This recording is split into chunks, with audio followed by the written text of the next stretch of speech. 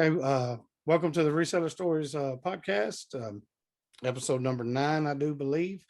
I got another guest. I've been lucky enough to have people want to get on with these Zoom calls with me. And this week we have Adam, the BaldyPal Picker from Georgia.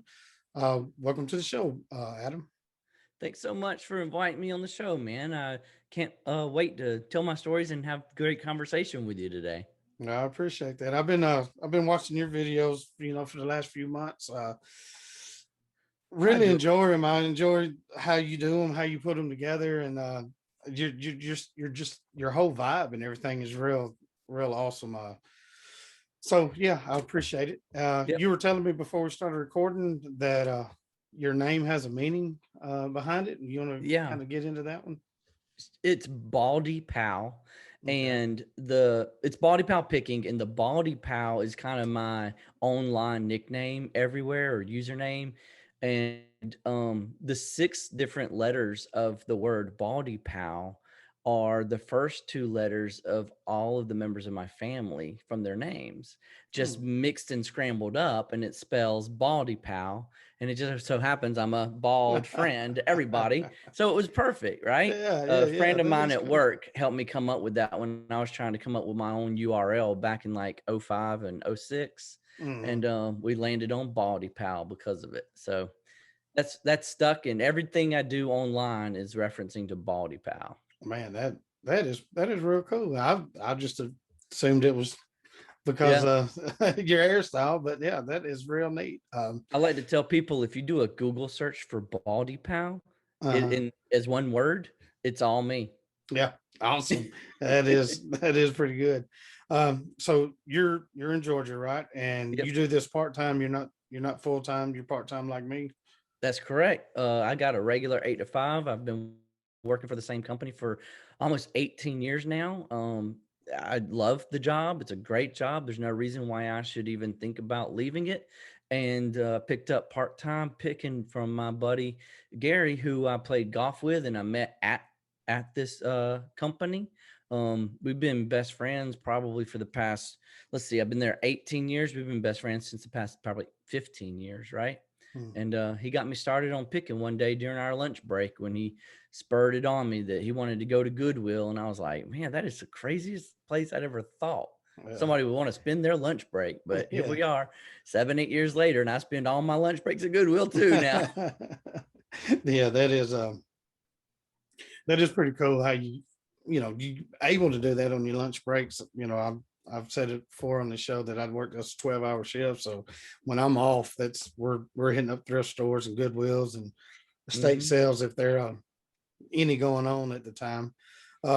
So about how 20, 10, 15, 20 hours a week dealing with this and Oh, definitely less than 10. Because I've got my family and my daughter and my son both have their extracurricular activities. I yeah, do most of my listings on the weekend or in the evening after everybody else has gone to sleep. And So I definitely would say less than 10 hours. yeah, But I still pull in a good amount as a part-time because I'm very picky about what and choosy about what I bring home to yeah. resell. Yeah. Some of the videos that I've watched, you found some really good things on your lunch hours and stuff like that. Yeah, the Lord does bless me every now and again. I don't know. It must be something about being down south like that because we went to the beach, went to Gulf Shores, and we found some amazing things Absolutely. down south.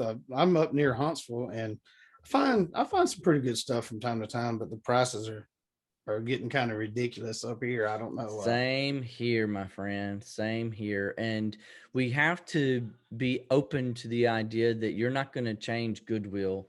You're Yeah, going to have to just go with the flow, and you're going to have to change your business, which you have control of, in order to keep it profitable. Right. yeah, So mhm, I'm actually, because of that, I'd say it's actually gotten worse over the past 6 months.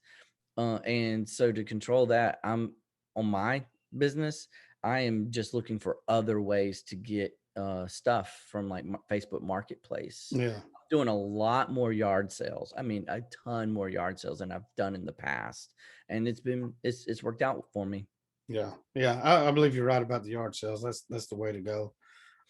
I try to hit up yard sales when I'm off on the weekends, and you can do good at estate sales. I like going to the what I call the regular people estate sales, not the Mhm. highfalutin neighborhoods and around in Huntsville and everything. If there's somebody in a regular neighborhood like I'm in, that's the ones I like to go to.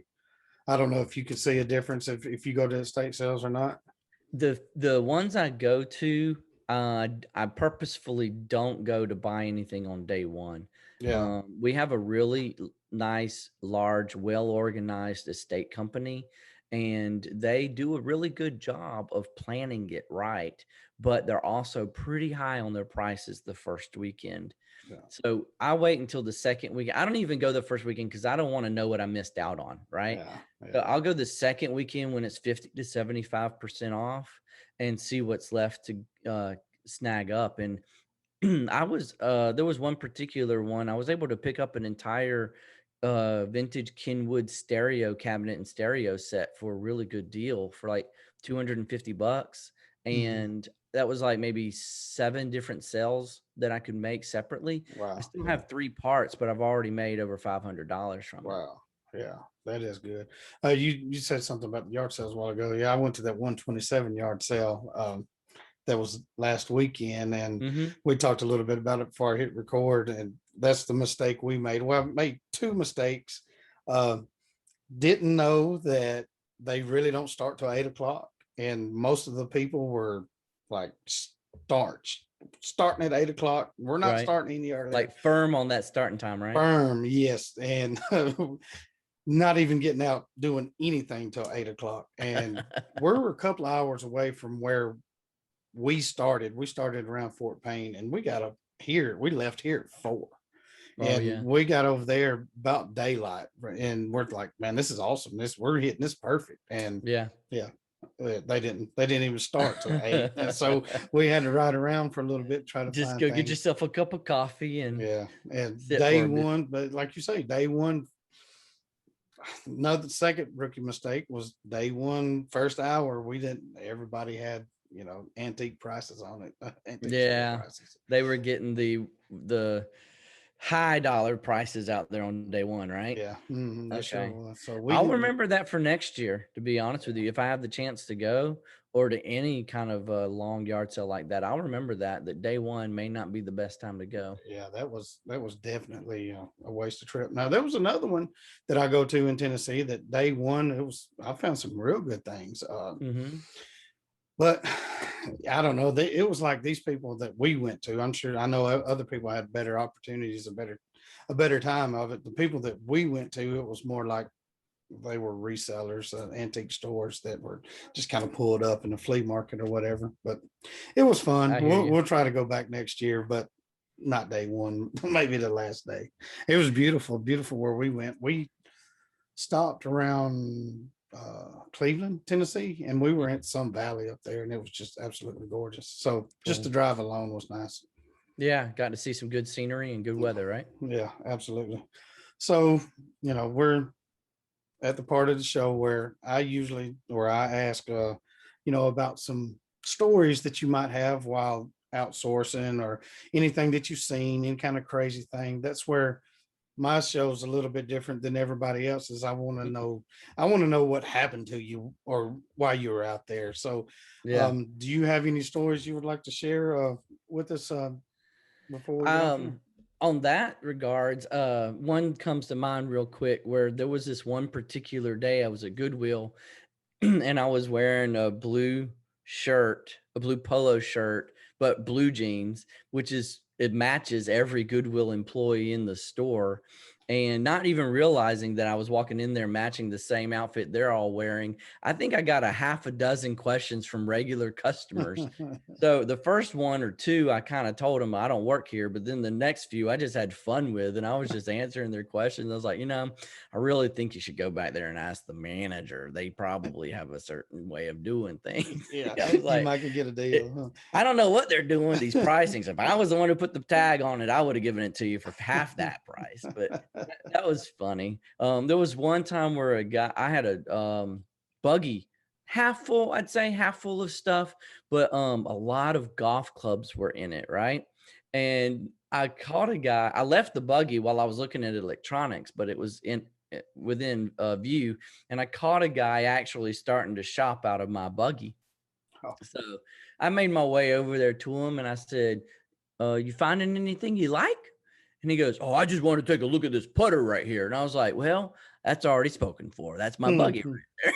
And he goes, oh, I just wanted to take a look at this putter. And I was like, well, okay, you can look, but there's Yeah, no need to touch. yeah. It's mine. It's going on with me. That's right.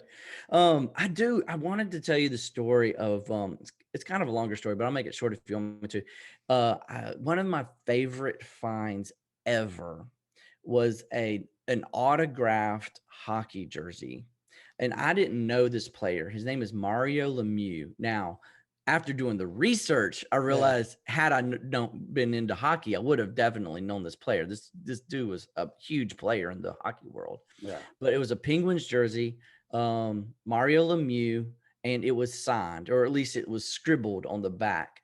And I went ahead and I paid the $20 they were asking for it, but I sat on it forever because I didn't want to pay the extra $80 PSA wanted to get it graded. And I was like, well, if it's fake, now I'm out $100 and it's fake. I can't even get $100 back for it, right? So Mhm. I sat on it for maybe a year and a half. Then when COVID hit, it was sitting in my death pile, and I was going through my death pile. And I was like, man, I guess I really need to go ahead and get this thing graded. And I found a company called UAAA. It wasn't PSA, but they only charged me $30 to grade it. And so for $50 total, that's 20 to buy the jersey and 30 to have it graded. They graded it and it was legit. It was an actual signed Mario Lemieux jersey. So I got it certified. And within a week, I flipped it for $300. Wow. That Yeah. is great right there. I sat on that $300 in my closet for at least a year and a half. And when I finally got around to it, I just was kicking myself. I was like, could have had $300 a year and a half ago, but Yeah. Yeah. So I've I've never had anything graded, and I know there's certain things that really, like your jersey, mhm. increases the value of it. What do you think you would have put it on for if you didn't grade it, or would you? I thought about that heavily, and I would have not put it on auction. And the reason is because there were not a lot going on auction. And I have Mhm. a way I do business. I only put something on auction on eBay if I can see that there are multiple bidders on items, not just one or two, but I mean Yeah. multiple bidders on the items. I thought, well, I'll start it at 150 and accept offers, entertain offers, right? Yeah. I'll Mhm. put evidence in there of other pictures that I found on the internet that had been graded to compare, because that's how came to determine that I really do think it's legitimate. I mean, the signature was so darn close to just the untrained eye, right? Yeah. Mhm. But I do know that the good forgers can do stuff like that, right? But I would have probably started it at around 150 and entertained offers. Yeah. Which would have been good, but it's not as good as 350, It's definitely not as good as 350. I mean 300. I or 300. bought it for 20. Yeah. So 150 out of 20, that's still really good. Yeah. Yeah. Ended up being 300 out of a $50 purchase. So Can't beat that was that. the one and only item I've ever had graded or gone through the grading process. How long did it take you to get it graded? They were super fast. I think I got it to them and graded got it back within a week. Oh Uh, wow. Yeah. but the company I found was not in the same capacity as PSA, right? Or Beckett. Mhm. They were a newer company. And the guy, when I submitted the request through his internet site, I was order number 7. Okay. Really? He Wow. called me and he told me his story to build his legitimacy, right? He Mhm. used to work for PSA and he went off on his own to do his own grading process and he hired his own authenticators, and I felt better about it, right? And Mhm. so it worked. I there was the fear that It's a company for grading that no one really may have heard of. They didn't recognize, it didn't Yeah. have the clout, Yeah. but I went ahead and went with them, and it still helped to get it sold for I was asking, I put it on 400 um best offer, and then I took the best offer of 300. How long ago was that? Did you say that? I actually just looked it Oh, up. It before was in COVID. March Mm, 2020. yeah. April 2020 is when it sold. That's Mhm. that's real good. I wonder Yeah. if that business has done a lot since the COVID sure enough hit. I checked their website recently, and it's still it's up and it's running, and my login still works. So they must still be getting some customers. Well, that's good. That's good. We like to see people break off and do their own thing if that's what they want to do. Hmm. You I got don't know how well they've grown, but they're still in business. Yeah, yeah, that's good. You got anything else you'd like to share with us? Um, I did pick up. Have you ever? Are you into golf by chance? A lot of Not resellers are really. into golf, but a lot are not into golf. I Mhm. understand that. Yeah. So I don't want to bore you though. Real quick, I'll tell this one. Scotty Cameron is a huge golf putter designer, Okay. and it's like uh, on a go on a it's like on a golfer's wish list. Like, what do they call it? The bucket list, right? To Yeah. find a Scotty Mhm. Cameron. And I did come across a Scotty Cameron putter last year in a bag full of just random unnamed, unbranded irons, which is Mhm. so weird. And it made me honestly think it was fake, possibly. Yeah. But I did a lot of research, and I talked to a lot of people, and we came to determine that it had all the signs necessary to prove it was real. And it sold within 2 hours of listing. I bought it for 10, and it sold for $240 to a Wow. guy in Canada. Wow. Yeah, Wow. that one was fun. I wanted to take it out and play with it Yeah. before I sold it, Mhm. but I didn't. I was like, no, I'm gonna list it and see how fast it'll sell. So it sold within 2 hours. Wow. That's you love those sales right there. Yeah. See, I don't have many stories of the like low cost, high resales. So Hmm. I have them memorized because there's just two or three of them. Yeah. But man, those are the ones that motivate us, right? Yeah. Yeah. Those are the ones Absolutely. that make you decide to go back over here to your death pile and list some more because there Yeah. could be something else in there you really didn't know was in there. Yeah. We had just like little treasures like that you don't really know about when you buy them. We had a ceramic duck from this company. It was a little trinket box that my wife just picked up, but for one, because it wasn't chipped all the hell and back when we bought it at the thrift store. Hmm. Then she looked it up and never really found that trinket box itself, but other things by that manufacturer was going for a lot. So we put this little trinket box that we paid $4 for on as an auction, and we took an offer for $100 a week and a half later for it, and Wow. had no idea what it. And I can't even remember the name of the ceramic company right now. I can remember uh, the decal they have, but I can't even remember the name of it. But yeah, those little treasures like that really make it fun. That's makes it where we want to go back out and thrift some more. It truly does. And when you see that sticker again, you'll remember it, Oh and the yeah. name will Hmm. pop out at you. Yeah. A lady called me up in January who was running an estate sale, and she said, "This is the last day of the estate sale. Do you want to come and get anything before we throw it away?" And I was like, Mhm. absolutely, let me Yeah. come. And I just loaded my car. I didn't do any comping whatsoever. I just figured if it wasn't worth anything, I'll drop it up at Goodwill myself. I Yeah. loaded my truck up, man. And Mm. then that lady called me again about maybe half a month ago, maybe mid-July. She said, "I've got some video games. Are you interested in them?" I was like, "Absolutely, I'm Yeah. interested in them." Mm. So I got a Sega Dreamcast from her and a stack of maybe 5 or 6 games still in the plastic CD cases because they're all old PlayStation and Sega Dreamcast games. Yeah. I paid her $90 for it. Well, lo and behold, one of those games in that stack by itself, because it was still factory sealed, I sold Mm. this past weekend for $100 by itself. Wow. Nice, Yeah. nice, nice.